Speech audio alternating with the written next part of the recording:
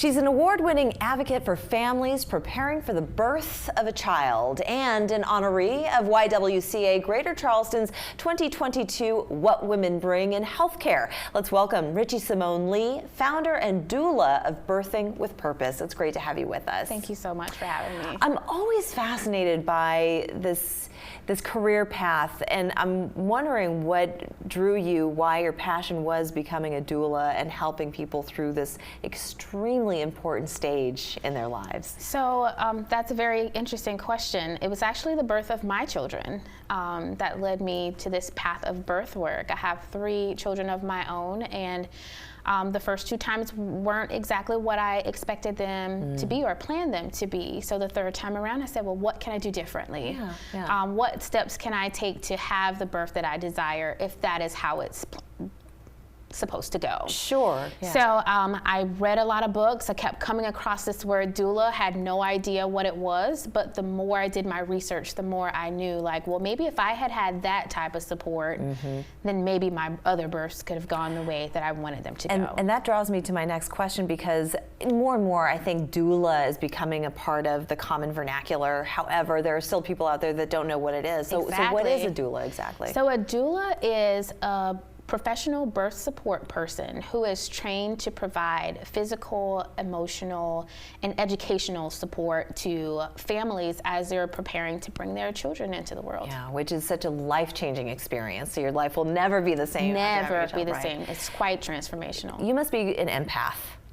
I have been told that. Yes. I don't think you can be a doula and not be empathetic towards others. And I'm sure that you hear a lot of feedback too. So comparing to your first 2 experiences of childbirth versus the people whom you've helped. Right. So what has been the feedback for them?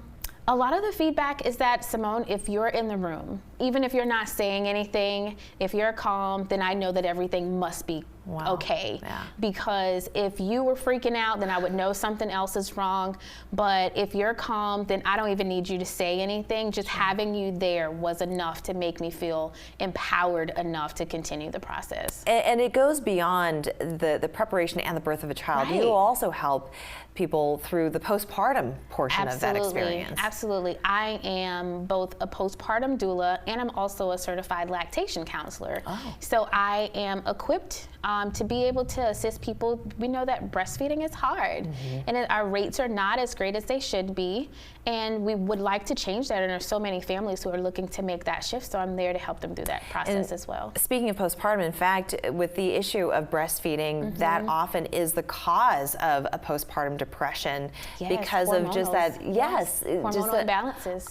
An inability or perceived inability for the baby to latch and to have that bond. Absolutely. So you help with all of that. That's definitely, incredible. and I want to, and I'm also a Lamaze certified childbirth educator, so a lot of my education happens before we're even into the delivery process. So informing women of what to expect, the hormones that are at play, and letting them know how to get through and how to plan, because I think that lack of planning for postpartum leads to a lot of the issues as well. And you've served as a volunteer as a doula at the Florence Crittenden Home for Pregnant Teenage Girls. Yes, absolutely. That's how I got my start. When I got my training, and I wasn't quite ready to hop out and start, beginning my practice immediately, I said, how can I serve and still have a meaningful transitional period to gain this experience? And I reached out and I served those moms and those families who were there to be able to provide. I did their childbirth education, but also I attended their births for the moms who were interested. My goodness. How many births do you think you've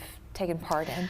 I just counted. I wasn't as great as counting in the beginning, but I think that's probably about 75 to 80. That's incredible. That's incredible. But what a critical role that you fill at this important part of someone's life. But this, of course, brings us to the YWCA and you being the 2022 honoree, which, I mean, it just goes without explaining why they chose you.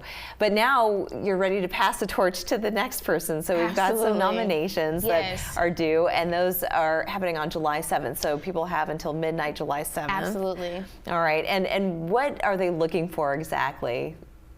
So they are looking for people who are making an impact in their field. So it could be from any field, and it can be throughout the state of South Carolina. Yeah. So they can just be doing something in their community that brings about empowerment and education and an impactful experience to the people who they serve. Yeah, and as an honoree yourself, what was that path like for you over the last year? It was a whirlwind. Was it? Yeah. For sure. Number one, I was not expecting it.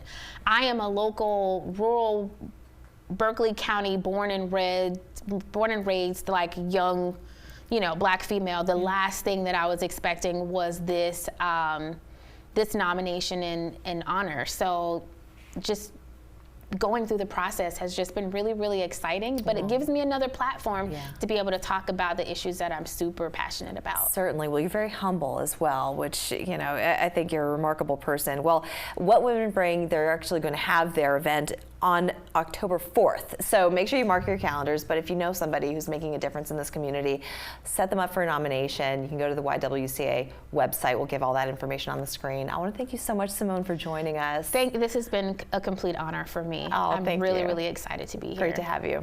We're back after this.